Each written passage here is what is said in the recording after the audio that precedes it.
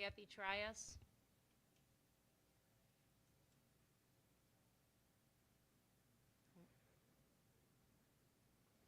It should just come out of there.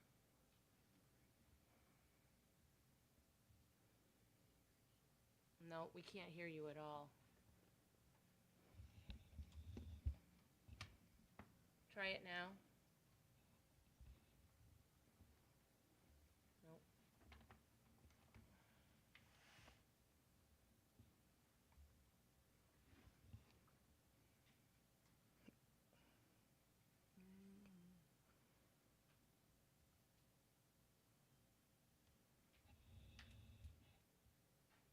Kathy? No, I can see you, but we can't hear you. Are you guys muted by any chance?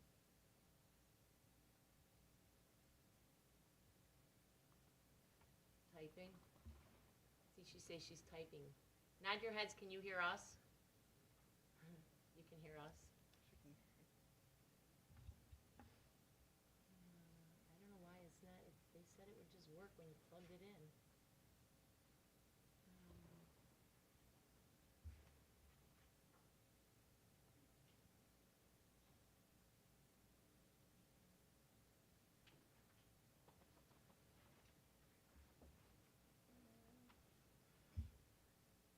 We're not muted.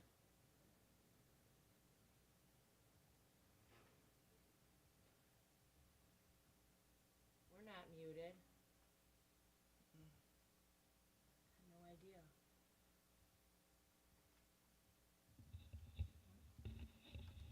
We can't even get it out of the computer. Says you are muted. Press Alt-A to unmute.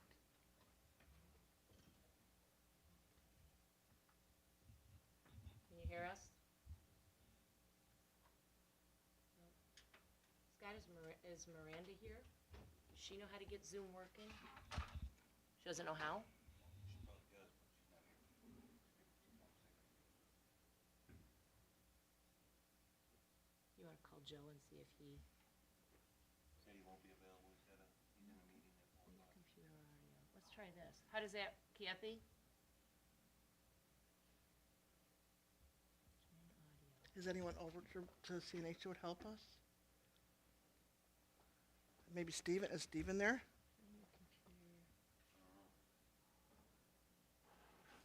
Bill said they wouldn't be available after 4, so meetings.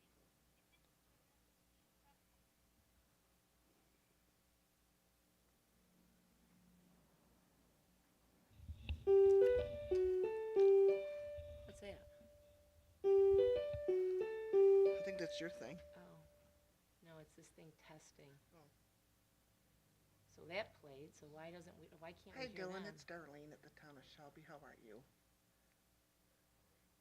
Good. I was wondering if anyone was around that could help us. We're doing a Zoom, and we're doing it on live stream also, and we're not picking up any sound whatsoever.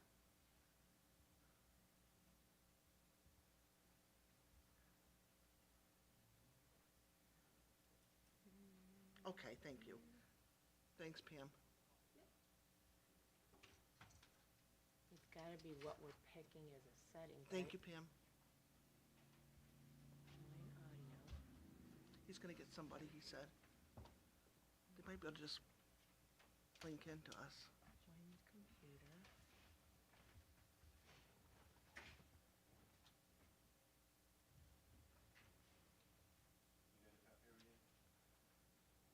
Kathy, keep talking so we can see if we pick the right setting.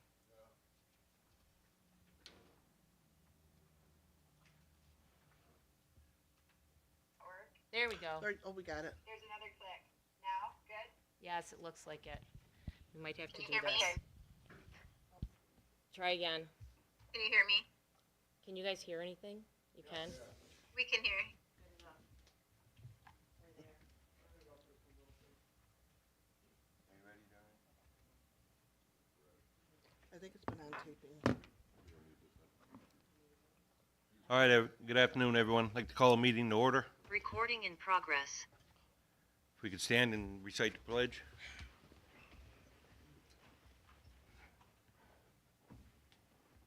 Pledge allegiance To the flag of the United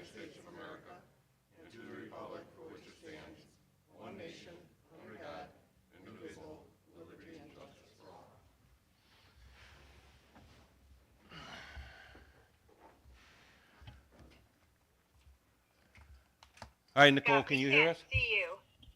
Say what? We can't see you. Yeah, let's not look for everything, Kathy. Okay, that's okay, Linda. I just. We can see you and hear you.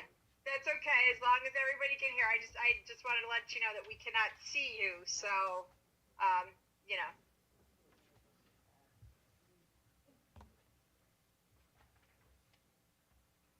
Nicole, Scott, are you ready for your presentation? Yeah, I'm here. Okay, go ahead. Okay, my name is Nicole Ruff.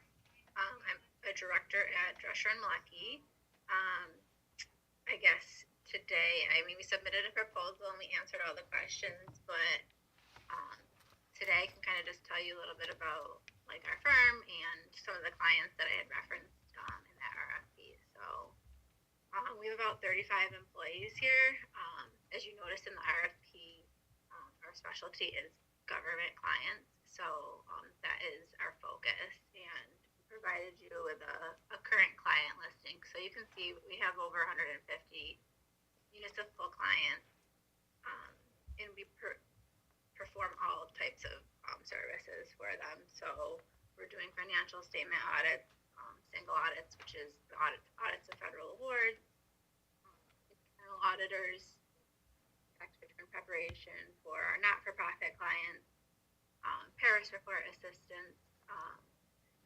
We have cost reports. We do ACFRs, which, if you're not familiar with, is just a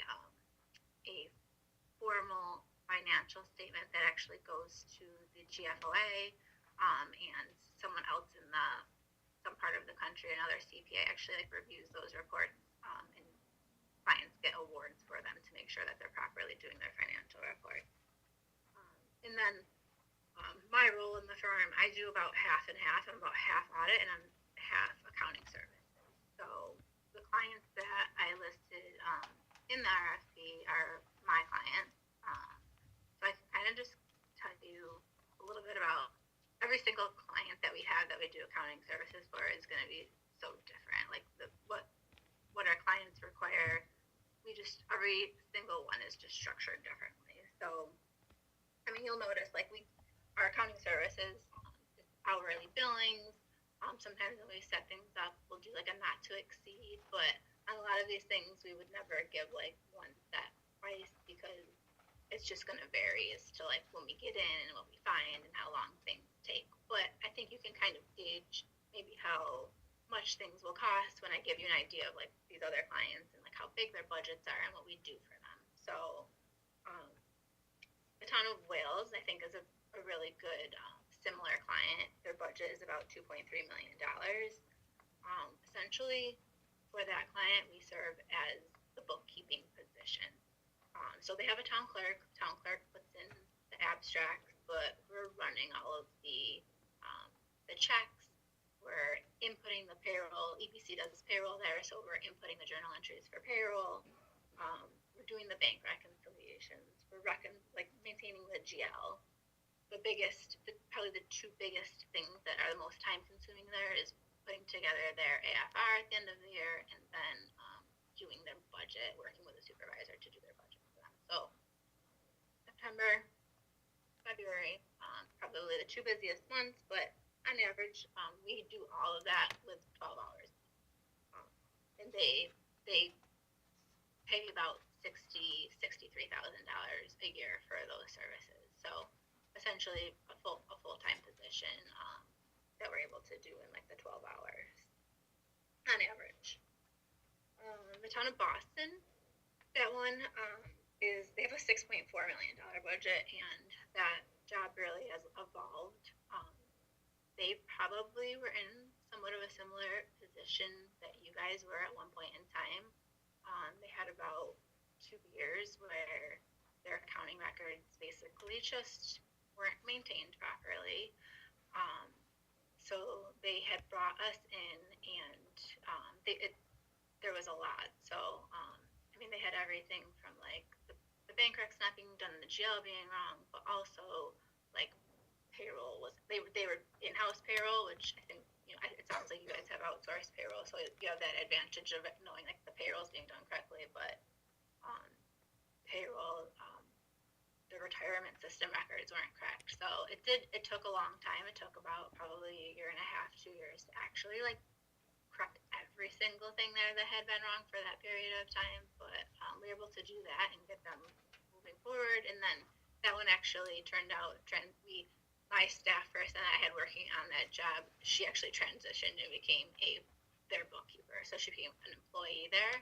And then now our role, like they've been so good for like many years now, for several years. But now we basically, the town of Wales, I should say, like they don't get an audit because they're small enough, or they don't need one.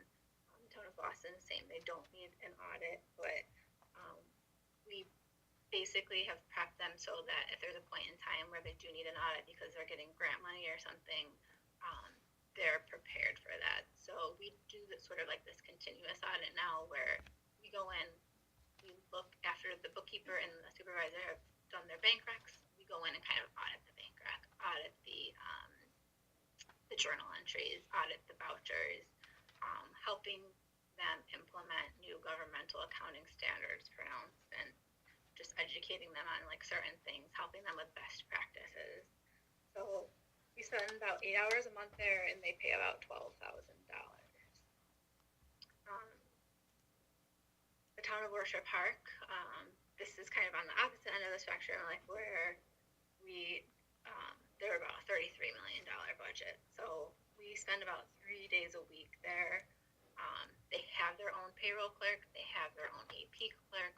We are the general ledger position, so we're reconciling the bank accounts. We are doing the GL maintenance. They need to get an audit, so we are coordinating that audit. We are getting everything together for the auditors. We don't have the auditors prepare the financial statements. We do the financial statements. So they have a lot of water districts, sewer districts. It's pretty complicated. Client, they have police. And we actually do that, the ACFR there, which is the bigger financial statement report. And then, of course, budget season, which we just started getting into. So that's really our significant role there. There's just a lot of other clients that people will call us and just say, like, we need help with this. I have a town right now where their auditors kind of identified that the town clerk just wasn't doing bank reconciliation. So we have a relationship with them. They called us in, and essentially how we're doing that is that we did the first couple for her, and then kind of gave her a template, and then now having her do them. So, and we check them for her. So now the board is more comfortable that she's doing them, but there's not someone there at the town kind of like managing her. Like, I mean, she is independent, she is the town clerk, so it just gives them more comfort to know that she's doing it, and it still helps the auditors there maintain their independence by having us do it. And then it just happens often where whenever a certain project comes up, they'll have us come in and they'll help us do that. So I mean, that kind of touches upon a lot of the services that we do. If there's any sort of project that you can think of, like, we've probably done it, but when it comes to bank recs and general ledger maintenance, we do a lot of it in both these accounting services side and in the audit side, because on the audit side, we do have our clients that kind of need that extra assistance during the audit, where we're proposing journal entries, or we're able to help them a little bit with doing their bank recs without impairing our independence. If it becomes a significant issue where it's like, this is too much, and basically doing your bank recs from the audit side will refer them to someone else, but we try to help them as much as possible.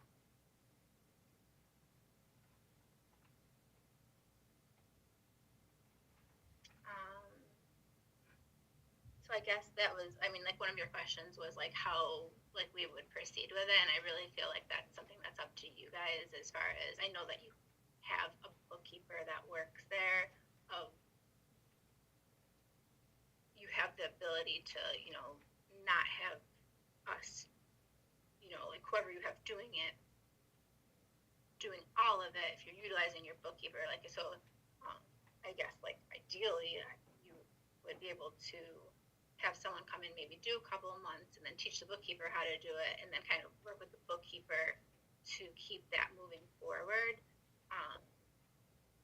by helping through, reviewing, and just kind of like giving them the tools that the bookkeeper needs to be able to do it. If that's an option for you guys, like I obviously don't your bookkeeper or any capabilities, but I feel like that if someone has a bookkeeper, I feel like that's the most ideal option that you have. Can I answer any questions for you guys?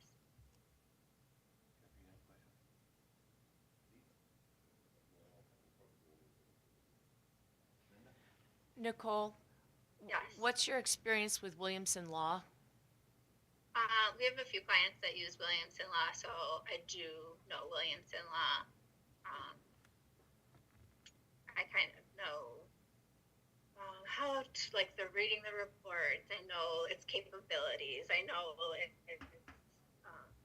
I do think Williamson Law is a good system as long as, like, you know how to use it, and it's definitely one of those systems where when you don't stay on top of a thing, you can get behind, because that whole, like, not being able to, like, close until you have everything in, I feel like kind of holds people up. I had one of my clients is the Village of North Collins, and the woman there, she actually works for Williamson Law now. So I always thought she would, like, whenever I had a client that was having a Williamson Law problem, when she worked at the village, I always say, like, call her, like, make sure you have, you know, have contacts of other people that use it, because I think that's the best way when you have a question. But she actually now works for Williamson Law, so when we have questions, we can reach out to her. You also stated, so you've given us your hourly rates with no estimate. I would also agree it's hard to estimate the time that this project may take until you get into it. You start looking at one thing and you could find other things. But I think you said here we could do a not to exceed. How do you come up with that number? We usually just do a number that, like, someone feels comfortable with.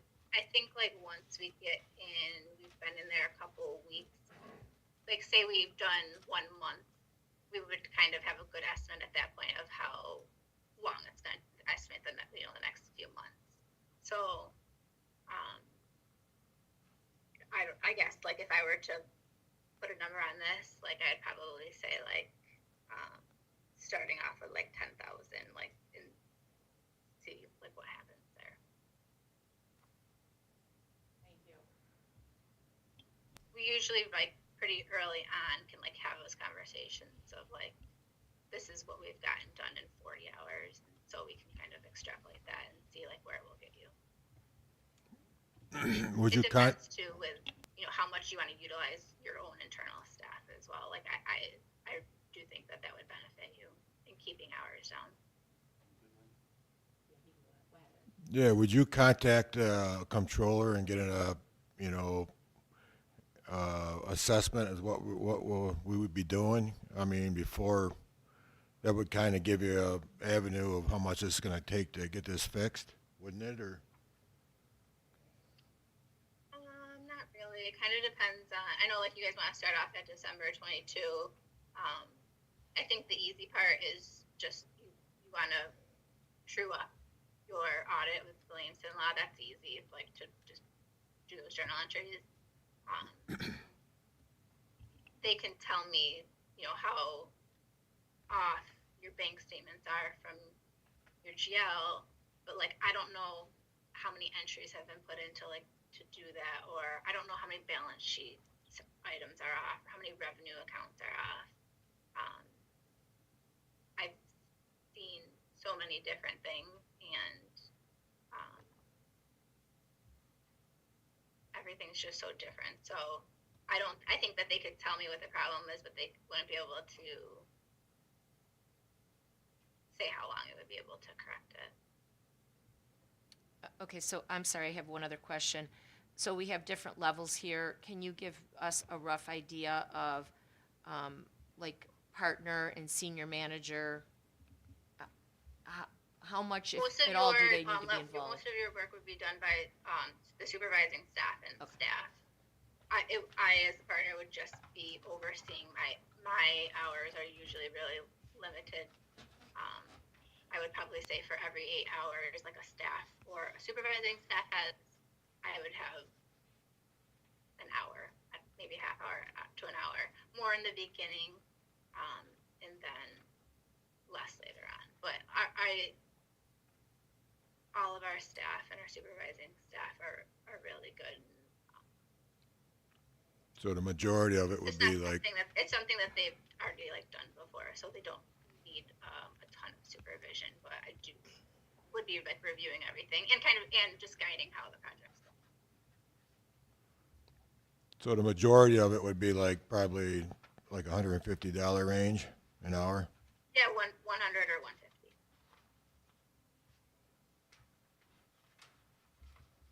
Thank you.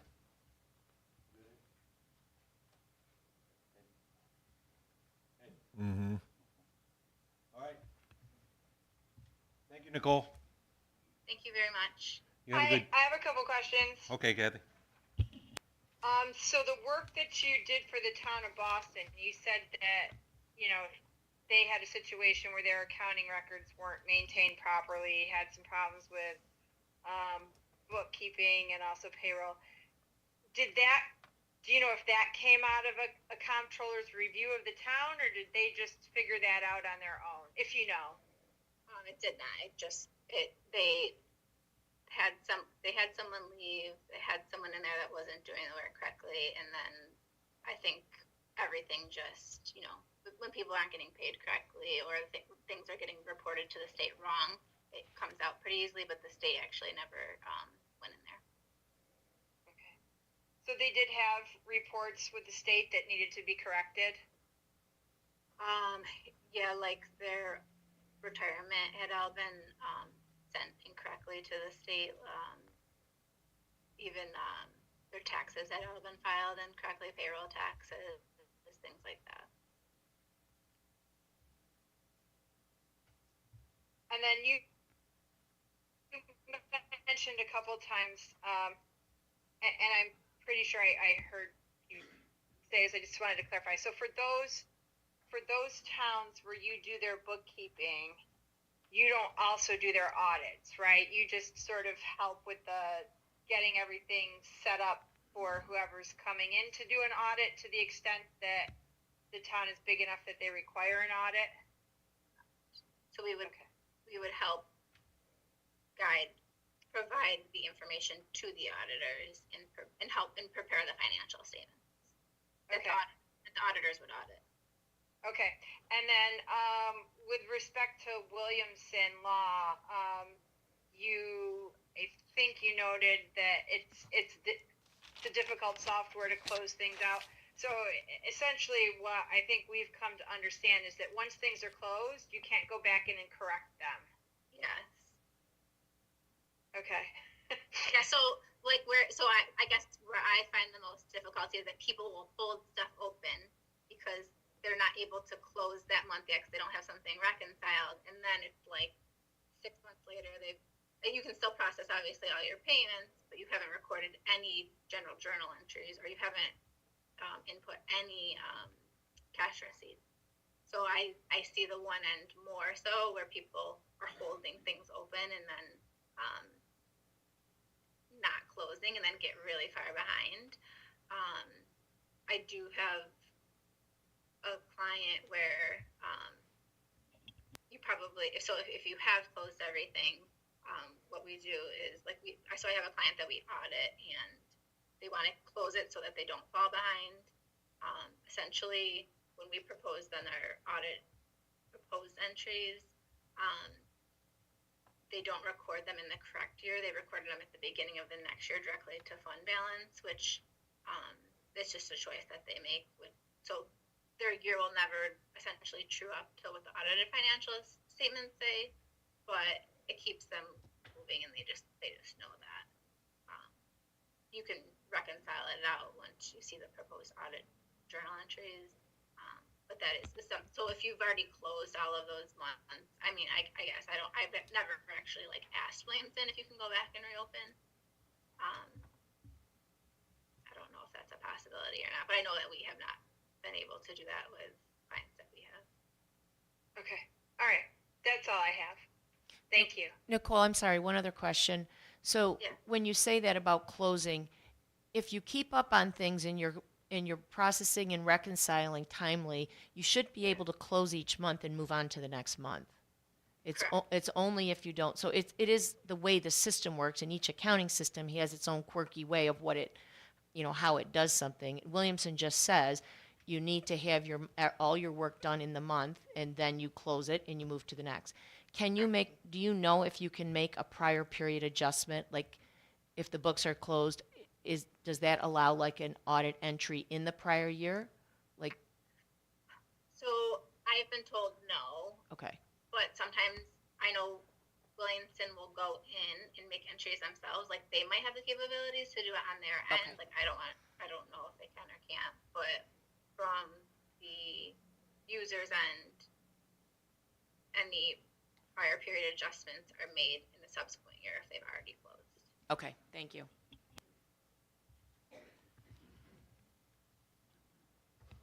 Okay, thank you, Nicole. Thanks for the presentation.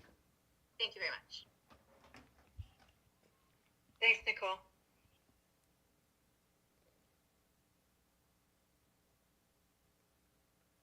Linda? Yeah, we have, You need to leave that open because Kathy's going to stay on remote. Oh, so what do I do? You're okay, don't do anything. Okay, Kathy's going to stay on, okay, and then she'll be able to hear and see, or no, Okay. she won't be able to see, she'll be able to hear the next presentation. okay, okay. But Scott, didn't you set her up for 4:45? yeah. She shows up early. Kathy, can we just pause the meeting or just leave it open? There's no sound. No sound? Oh, sorry. I Oh, muted okay. myself. You can take a recess. We have to vote on that? No? Sure. Okay. Make a motion to take a recess until 4:45. I'll make a motion that we take a recess till 4:45. Is there a second? Second. All in favor? Aye. Okay, we're in recess till 4:45.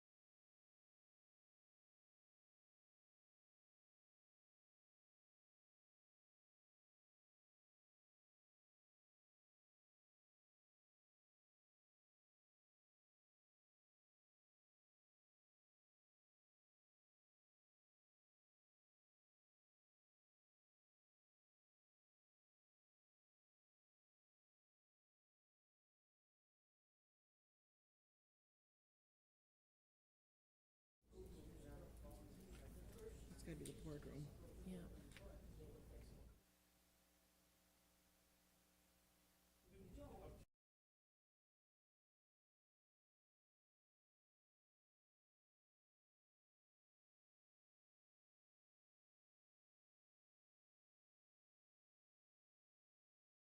Go back to the,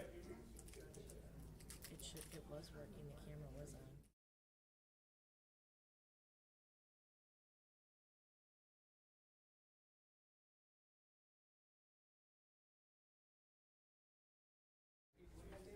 Okay, can you shut this meeting down and start a